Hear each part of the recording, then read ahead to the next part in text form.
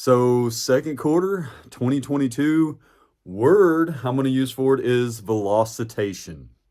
And no, that doesn't mean we're all turning into dinosaurs.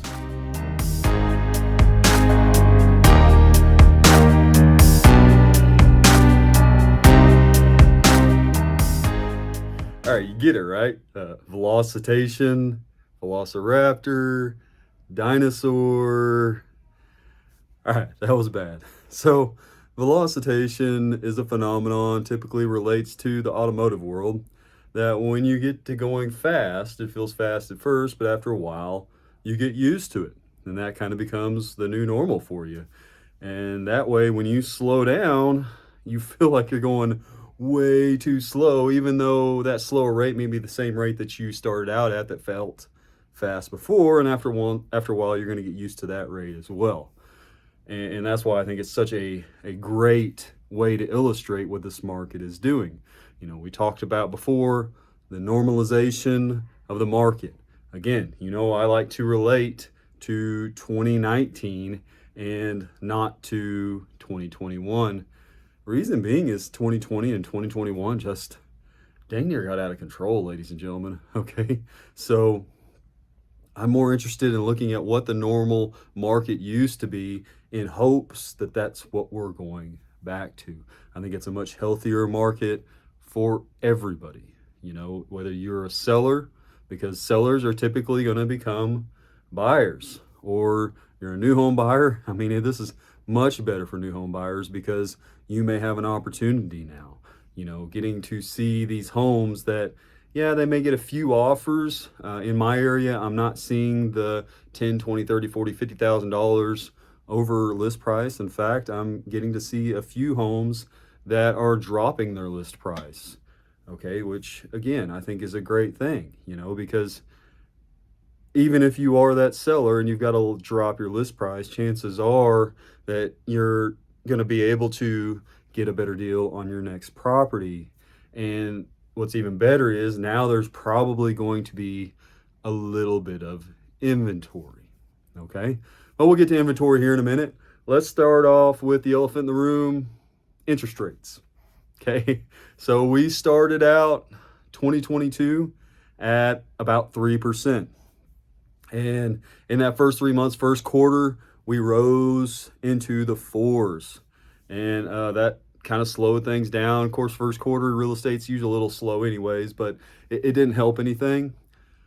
Moving forward, so about June, we peaked out around 6% was the average mortgage rate for a 30-year fixed.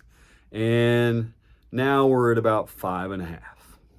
So, you know, when you look at the powers that be, start looking at what they prospect it's going to be by the end of the third quarter. The average of those is 5.17%. So maybe a little bit lower, but nothing great. The lowest two guesstimates are from Fannie and Freddie at 4.8 and 5. Okay. So there are some other options out there. You know, I've seen adjustable rate mortgages with a lower introductory rate than a 15-year fixed. So down in the mid to low fours. Now, I am not promoting an ARM because, again, it's adjustable rate after that 5, and I don't want to see anybody get themselves in a pinch.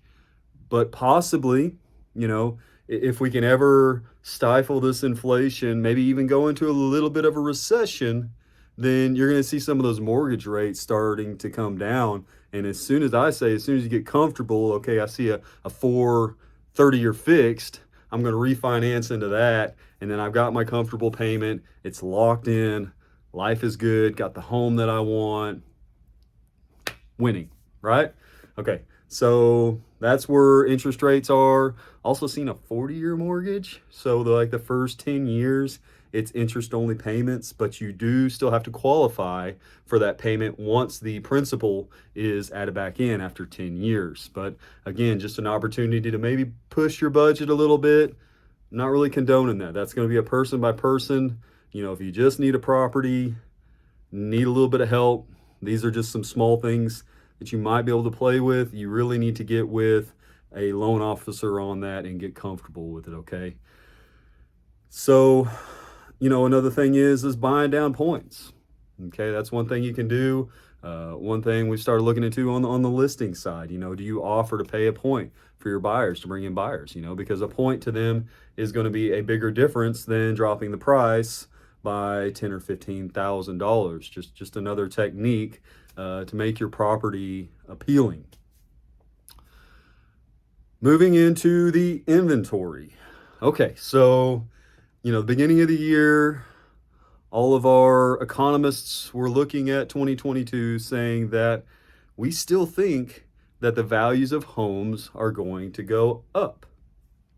And even I was a little skeptical on that. I'm like, it may not be a big drop, but they've got to come down just a little bit, right? I mean, this is insanity, especially in the Texas, North Texas area.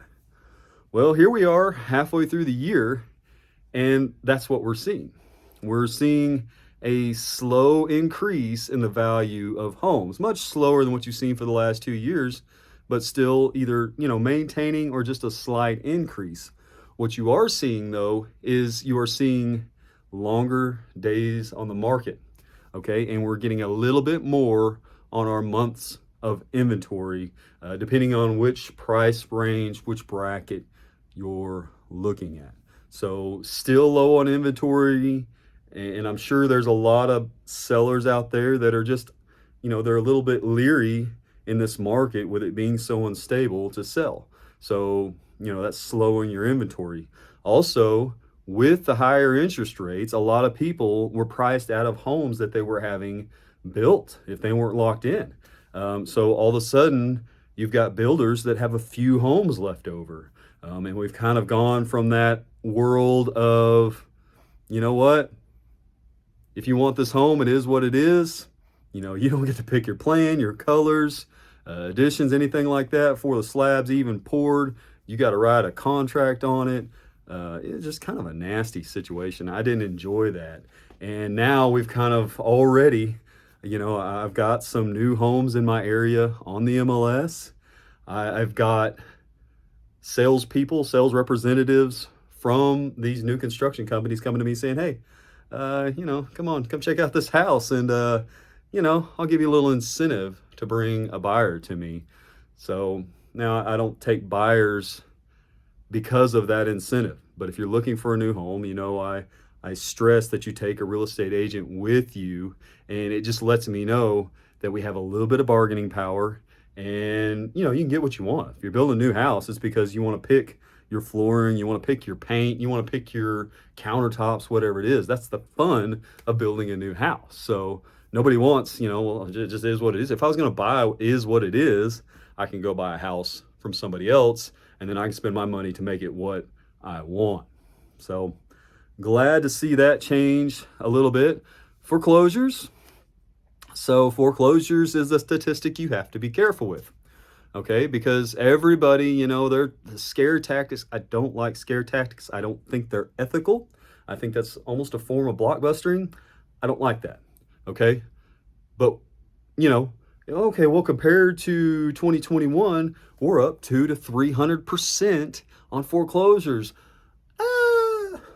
But wait a minute, what happened in 2020 and 2021? Weren't there some federal mandates that pretty much put a halt to foreclosures, right? And didn't those go away at the end of 2021? So what did you expect to see, And we're not giving out money like we were. We were not printing money to help people make those payments, So unfortunately, at some point, you got to pick up where you left off, right? So 2019 was one of the lowest years. It was a record year for the low number of foreclosures, okay? And they had around 500,000 filings that year.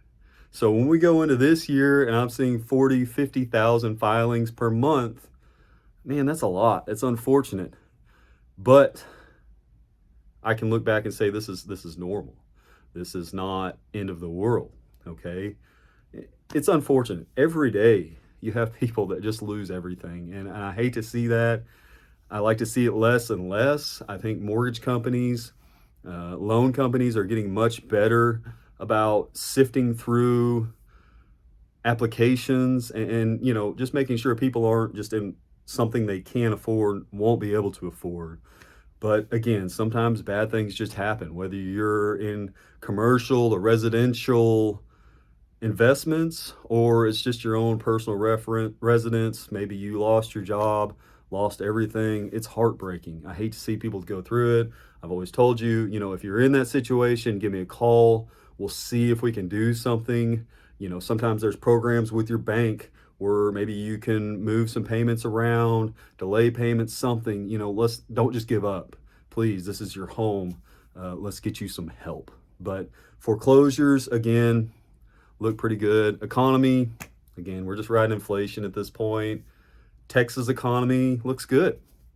Lots of new industry coming to Texas, North Texas, Central Texas. Lots of people. New thing, during the pandemic, we learned that we could do our job from home, or a lot of us could. And now they're like, well, but I don't like where I live. So can I just pick up everything? Am I going to be working from home forever? And their industries are, they're like, yeah, go wherever you want. I don't care. Be happy. Well, I hear they got internet in Texas, so let's go down there. I don't blame them. I want to be in Texas too. So, I think our economy is good. I think that even if, you got to be careful again, looking at different markets. Yes, there's probably some markets across the nation that are really hurting right now, but ours is not one of them. So that's, that's pretty much the basics of all of it.